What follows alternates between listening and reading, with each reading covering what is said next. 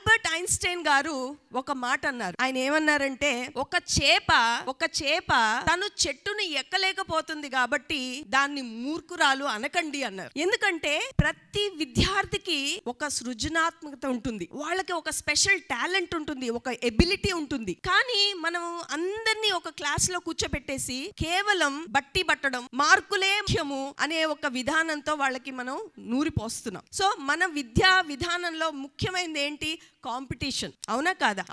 మీరు ఎంత కాంపీట్ అయితే, మీరు ఎంత మంచి మార్కులు సాధిస్తే మీరు అంత గొప్పవాళ్ళు. అవునా కాదా? అంతేగాని మీరు ఎంత నేర్చుకుంటున్నారు అనేది ముఖ్యం కాదు. మీకు ఎంత మంచి మార్కులు మీరు సాధిస్తున్నారు, మీరు ఎంత మంచి ఉద్యోగం సంపాదించుకుంటారు, మీరు ఎంత డబ్బు సంపాదిస్తున్నారు అనేది ముఖ్యం ఇక్కడ. సో ఇలాంటి వ్యవస్థలో, ఇలాంటి విధానంతో మనకి విద్య నేర్పించబడినప్పుడు, ఇందాక పెద్దలు ఎవరో అన్నారు, ఇప్పుడు పిల్లలందరిలో, స్టూడెంట్స్ అందరిలో చాలా డిప్రెషన్ కనిపిస్తోందని. మరి ఇలాంటి విద్యా విధానం ఉంటే డిప్రెషన్లు గాక ఏమొస్తాయండి?